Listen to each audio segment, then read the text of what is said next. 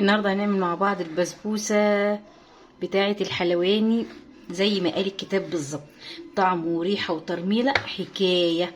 هنعملها كمان بالسمنه البلدي، ريحه خطيره، طعم وترميله من الاخر. يلا بينا نشوف عملنا البسبوسه الجميله دي ازاي. يلا بينا. اول حاجه عشان نعمل البسبوسه بتاعتنا هجيب بوله عندي فاضيه، هحط فيها كوبايه سكر كده وكوبايه الا ربع حليب مسخناه على النار. هدوب كده السكر، اقلب السكر مع الحليب لحد ما يدوب السكر كده.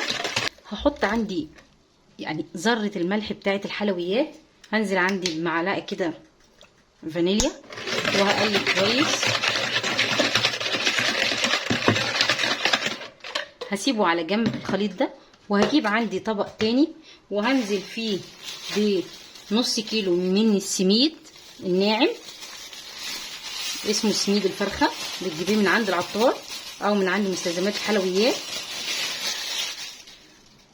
ومعايا كوباية الا ربع زبدة، اللي هي سمنة زبدة طبيعي من عند الفلاحين او اي نوع زبدة انت تحبيه.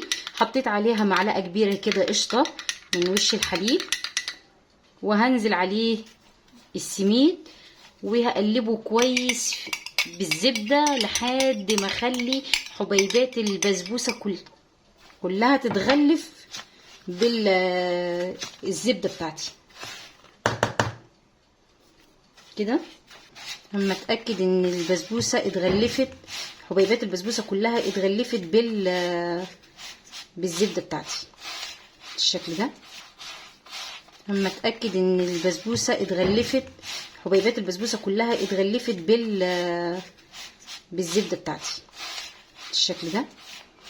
لو حسيت انها محتاجه سمنه تاني ممكن احط لها معلقه، بس هي كده. بصوا، بعد ما قلبت البسبوسه في الزبده هنزل عندي بربع معلقه صغيره من الكيك شيف او البيكنج باودر على طرف المعلقه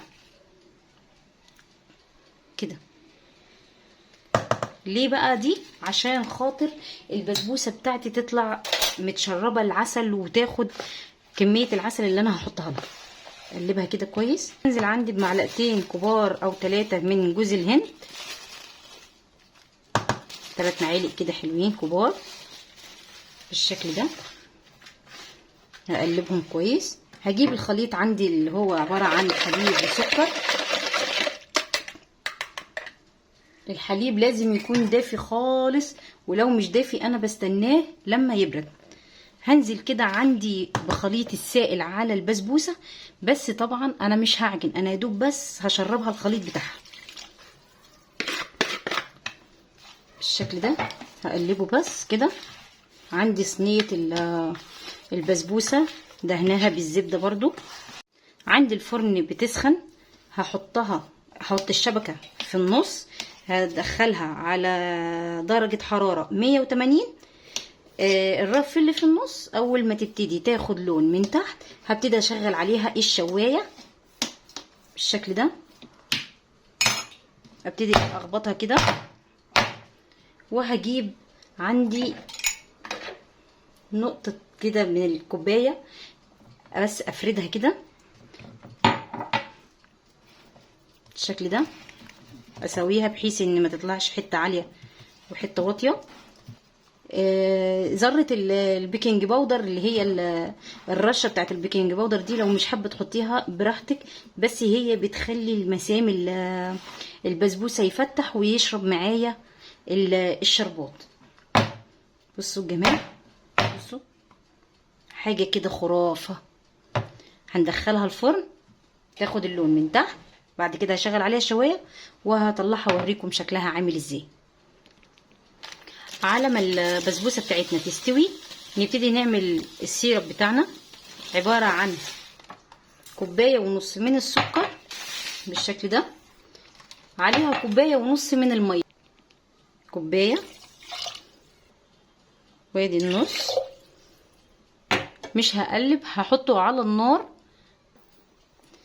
وهنزل عليه بمعلقه من عسل النحل او عسل الجلوكوز بالشكل ده.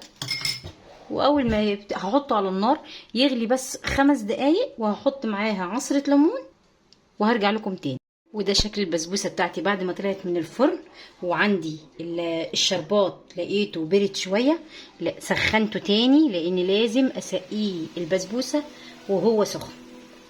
بصوا الجمال، بصوا الحلاوه، حاجه كده خرافه. وما شاء الله بدات تشرب العسل. هسقيها الشربات كله. لازم البسبوسه الشربات سخن وهي سخنه اول ما تطلع من الفرن. الجمال ده. وده شكل البسبوسه بتاعتنا بعد ما شربت العسل الشربات بتاعها. الشكل ده، بصوا الجمال، طريه وجميله كده. عايزه اقول لكم الريحه والترميله بجد تحفه.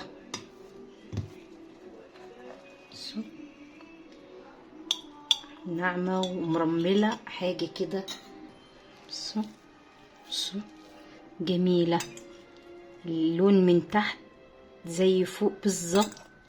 طعم وريحه وترميله حكايه. جربوها بطريقتي، ولو عجبتكم ما تنسوش اللايك والشير والسبسكرايب وتفعلوا الجرس. وبألف هنا وشفا.